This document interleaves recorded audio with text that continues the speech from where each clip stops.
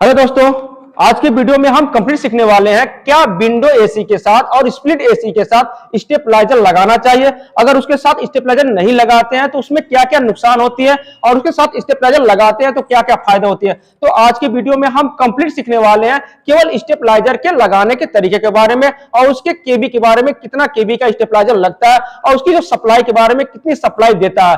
तो आज की वीडियो में हम पूरी तरह कंप्लीट सीखने वाले हैं स्टेबलाइजर के बारे में। देखिए, कभी कभी होता क्या है कि जब भी हम एसी खरीदने दुकान पर जाते हैं तो एसी के स्टिकर पर लिखा रहता है फ्री स्टेबलाइजर, यानी कि उसके साथ में आप स्टेबलाइजर नहीं लगा सकते हैं। लेकिन होता क्या है कि जो गांव की लाइटें होती हैं या शहर की लाइटें होती है, दोनों लाइटों में अंतर होता है। जो शहर की लाइटें होती है क्या, उसमें प्रॉपर यानी कि उस प्रॉपर लाइन आपका वोल्टेज मिलता रहता है, यानी कि एक तार वोल्टेज मिलता रहता है। वहां आप क्या करेंगे कि फ्री मेरा स्टेबलाइजर का भी लगा सकते हैं। लेकिन जब गांव की बात आती है तो क्या होता है, यहाँ की जो लाइटें होती है, यहाँ की लाइटों की बड़ी समस्या होती है। कभी लाइटें चली जाती है, किस टाइम लाइट चली जाती है, किस टाइम लाइट चली जाती है, या लाइट जो बहुत ज्यादा आ जाती है या कम आती है। तो उस कंडीशन में क्या करेंगे, आप वहां स्टेबलाइजर लगाएंगे। यानी कि जब गांव की बात करते हैं, जब अपने छोटे शहर की बात करते हैं, वहां आपको स्टेबलाइजर लगाना जरूरी पड़ता है। क्यों जरूरी पड़ता है कि देखिए, स्टेबलाइजर करता क्या है, जब भी वोल्टेज ज्यादा हो जाता है, यानी कि जब भी वोल्टेज ज्यादा आ जाता है या कम हो जाता है, उस वोल्टेज को क्या करता है स्टेबलाइजर कंट्रोल करके जो प्रोडक्ट हो, यानी हमारे जो एसी को चालू करने के लिए जो लाइन चाहिए हमारा,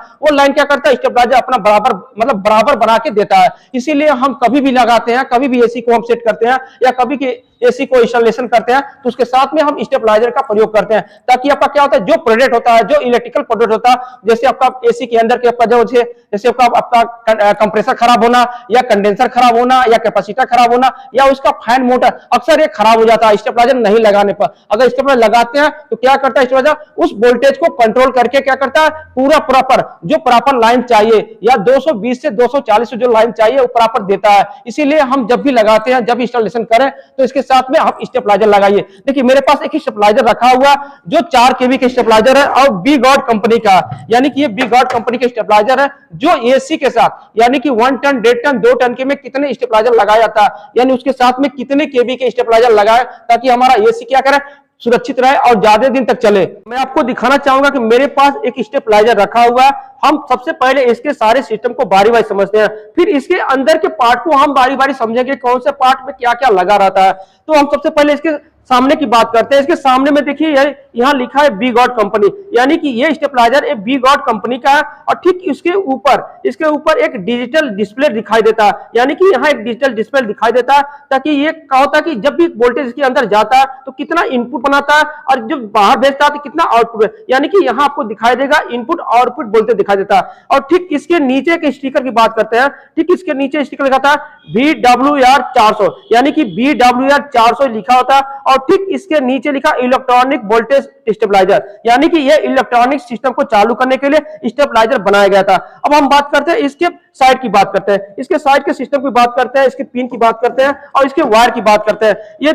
ये जो वायर है, ये जो वायर निकला हुआ स्टेबलाइजर से, ये क्या जाता है, ये घर के जो मेन एनसीबी होता है, जो घर का मेन लाइन होता है उसमें लगाया जाता है। देखिए, इसमें 2 कलर है, इसमें एक लाल वाला एक काला वाला। जो लाल वाला क्या है तो इसमें क्या होता है, एक फेस होता है और जो काला वाला क्या है न्यूट्रल होता है। जब हम लाइन देते हैं, जिसमें हम मेन लाइन देते हैं, तो ये क्या होता है सीधे स्टेबलाइजर के अंदर जाता है। यहाँ लिखा भी होगा एसी इनपुट, यानी कि ये अंदर जाता है करंट। और ठीक है, अंदर जाता है तो वोल्टेज कितना बना के यहाँ आउटपुट देता है। ये कनेक्टर पिन में कितना आउटपुट बनता है, यानी कि यहाँ भी 3 कलर दिखाई देगा आपको, लाल दिखाई दे रहा, हरा दिखाई दे रहा और ब्लैक दिखाई दे रहा, यानी कि 3 कलर है। 3 कलर में जो आउटपुट आता है, यानी कि जो हम आउटपुट यहाँ से निकलता है, तो ये क्या होता है आपको दिखाना, एक कनेक्टर पिन के ठीक नीचे 3 पिन बनाई। अब 3 पिन जो होता है, यहां से हम क्या करते हैं, मेन सप्लाई कहां देते हैं, हम जो एसी चालू करना हो, चाहे विंडो एसी चालू करना हो, चाहे स्प्लिट चालू करना है, उसका मेन वायर यहां लगाते हैं, यानी लगाते हैं। अब हम कनेक्टर के आउटपुट के कलर को समझते हैं। जो लाल कलर होता है वो फेस होता है, जो बीच का हरा कलर होता है वो क्या होता है कि ये बॉडी अर्थ होता है, और जो एक ब्लैक कलर होता है क्या होता है कि ये न्यूट्रल होता है। यानी कि ये लाल वाला आपका फेस होता है, ये बॉडी अर्थ होता है हरा वाला, और ब्लैक वाला होता है क्या होता है आपका न्यूट्रल होता है। अब समझते हैं ठीक इसके इस साइड की बात करते हैं। अब स्टेबलाइजर के इस साइड की बात करते हैं। देखिए इस साइड में जो कट बना है ना, ये कट होल टाइप बना है, ये कहा, यह छोटा सा फैन लगा है। ये छोटा सा फैन लगा, क्या करता है फैन, इसके टेम्परेचर की गर्मी को, यानी कि इसके जो गर्म होता है, जो अंदर के पार्ट गर्म होते हैं, उसको क्या करता है, ठंडा करके बाहर निकालने का काम करता है। यहाँ छोटा सा फैन को क्या करता है, गर्मी को क्या करता है, बाहर निकालने का करता है। अब बात करते हैं इसके ठीक पीछे की बात करते हैं, बैक साइड की बात करते हैं। अब हमको बैक साइड दिखाना चाहते हैं। बैक साइड देखिए, बैक साइड में क्या होता है कि ये दो होल है, इधर आपको देखिए, इधर भी आपका तो एक होल है और इधर दो होल है। ये करता क्या, जहां हमारा एसी इनपुट लगा रहता है, ठीक उसके बगल में ये दो होल में, यानी कि दोनों स्क्रू में लगा कर टांगा जा सकता है। यानी कि इसकी जो साइज को नाप लेंगे, नाप के बाद वही आपका क्या दो स्क्रू लगा देंगे, लगाने के बाद इसको क्या करेंगे, टांग देंगे। अगर आपको इसका स्टैंड भी आता है, स्टैंड आता है, इसको स्टैंड भी लगा सकते हैं, स्टैंड लगा के भी इसको टांग सकते हैं। स्टैंड लगाने के लिए इसका देखिए लॉक, यहाँ 4 लॉक, स्टैंड का 4 लॉक, यहाँ स्टैंड लगाकर भी हम क्या करते हैं, इसको हम ठीक जहां एसी लगा, इनपुट लगा, ठीक बगल में उसको हम टांग सकते हैं। अब बात करेंगे इसके अंदर के, बात करेंगे अंदर के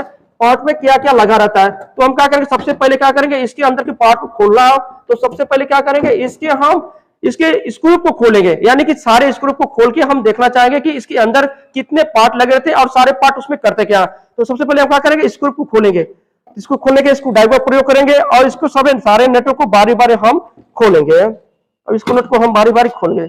ये आपका नट खोल दिए, फिर दूसरा नट खोलेंगे। जब तक इसका नट खुलेगा नहीं, जब उसका ढक्कन हटेगा नहीं, तब तक हम सारे पार्ट को नहीं समझ पाएंगे कौन सा पार्ट कहां लगा रहता है। हम अब इसके सारे पार्टों को बारी बारी समझेंगे। ये आपका नट खुल गया यहाँ से, और इसको भी हम खोलेंगे यहाँ से,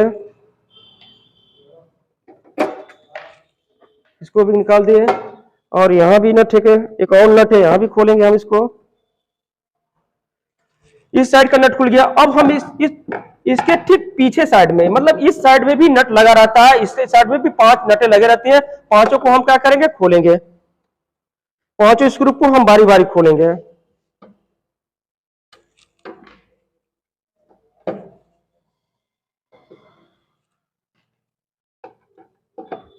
इसको भी हम खोलेंगे।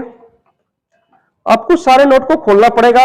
जब नट खुल जाएगा तो अंदर के सारे पार्ट आपको ऑटोमेटिक दिखाई देगा, कौन सा पार्ट कहां लगा रहा और इसमें करते क्या सारे पार्टों को।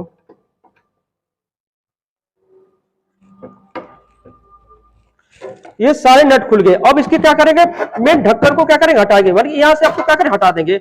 जब हटाएंगे तो देखिए ये आपको सिस्टम यहाँ जितना भी सिस्टम आपको दिखाई दे रहा है, यानी कि ये जो आपका ट्रांसफार्मर यहाँ पूरा आपका बड़ा सा ट्रांसफार्मर लगा हुआ, जो 4 केवी का ट्रांसफार्मर यहाँ पर लगा हुआ। ये क्या करता है, वोल्टेज को कंट्रोल करता है, यानी कि जो भी वोल्टेज यहाँ आता है पूरी वोल्टेज को क्या कंट्रोल करता है। ठीक इसके जो साइड में, ये साइड में क्या लगा, डिस्प्ले, एक साइड में पीसीबी लगा है। पीसीबी में बहुत सारे इसमें कंडेंसर वगैरह लगा रहे, बहुत सारे इसमें रिले वगैरह लगे, इसमें बहुत सारे रिले लगे, और इसमें क्या होता है, ये डिस्प्ले वाला लाइट है, यानी कि जो ये डिस्प्ले वाला वायर जेपी ने यहाँ डिस्प्ले आपको दिखाई देगा। यानी कि ये पूरा सिस्टम आपका पूरी सिस्टम के अंदर पूरी सप्लाई है। और ठीक इसके बगल में, ठीक बगल में ये फैन लगा रहता है। यहाँ छोटा सा फैन है, देखिए आपको दिखाने की कोशिश करेंगे, यहाँ छोटा सा फैन लगा, जो इसके टेम्परेचर, यानी कि ये जो गर्म टेम्परेचर होता है, इसमें जो हीटिंग होता है, उसको क्या करता है, ये निकाल के बाहर फेंकता है। हम स्टेबलाइजर के सारे अंदर के इलेक्ट्रिकल पार्टों को समझ गए। अभी क्या करना है, इसको हम चालू करेंगे, यानी कि हम इसको पैक करते हैं। पैक करने के बाद इसको हम चालू करेंगे। चालू करके चेक करेंगे कि ये हमारा सप्लाई कितना आ रहा है। तो सबसे पहले चालू करने के लिए क्या करेंगे, हम इसको क्या करें, मेन बोर्ड, ये मेन जो है ना, इसका मेन वायर कहां लगाएंगे, मेन बोर्ड में, ये बोर्ड में लगाएंगे। बोर्ड में चालू करेंगे कि डिस्प्ले में कितना लाइट आ रहा है, कितना नहीं आ रहा है। तो हम देखिए ये मेन बोर्ड को क्या करेंगे, यहाँ लगाएंगे। एक सप्लाई हम यहाँ देंगे न्यूट्रल, एक फेज देंगे, एक न्यूट्रल फेज सप्लाई देंगे। अब इसको क्या करेंगे, बटन को ऑन करेंगे। जब ऑन करेंगे, देखिए आपको यहाँ दिखाई दे रहा, देखिए यहाँ आईपी लिखा ना, मतलब इनपुट कितना आ रहा, 231 आ रहा, ठीक है ना। यहाँ 231 यहाँ डिस्प्ले में आपको दिखा रहा, ओपी दिखा रहा, आउटपुट दिखा रहा, यानी कि आउटपुट दिखा रहा और इनपुट दिखा रहा, यानी कि इनपुट भी आपका 231 दिखा रहा और आउटपुट भी 231 दिखा रहा, यानी कि दोनों सप्लाई आपका बराबर आ रहा। इस समय जो बोर्ड से सप्लाई आ रहा, वो इनपुट भी हमारा 132 आ रहा और आउटपुट हमारा 130 आ रहा, यानी कि दोनों सप्लाई आपका बराबर है। जब भी हम एसी को सेट करने जाते हैं तो उसके साथ में कितने केवी का स्टेबलाइजर लगाना चाहिए, यानी कि 1 टन, 1.5 टन, 2 टन की एसी में हम कितने किलोवाट का स्टेबलाइजर लगाना चाहिए। तो आपको हम बताना चाहेंगे कि जब भी हम 1 टन की एसी को इंस्टॉलेशन करने जाते हैं या सेट करने जाते हैं, तो उसके साथ में हम 3 केवी का यानी 3 किलोवाट का स्टेबलाइजर लगाएंगे। अगर आप हम 1.5 टन की एसी को सेट करने जाते हैं तो उसके साथ में हम 4 किलोवाट का स्टेबलाइजर को लगाएंगे। अगर आप 2 टन की एसी को सेट करते हैं तो उसके साथ में हम 5 केवी का स्टेबलाइजर लगा के सेट करते हैं, ताकि आपका एसी क्या सुरक्षित रहे और फर्स्ट क्लास कूलिंग करे। इसी तरह वीडियो देखने के लिए मेरे चैनल को सब्सक्राइब कीजिएगा और लास्ट में कमेंट बॉक्स में अपनी राय सुझाव जरूर दीजिएगा। वीडियो देखने के लिए आप सभी लोगों का बहुत बहुत धन्यवाद।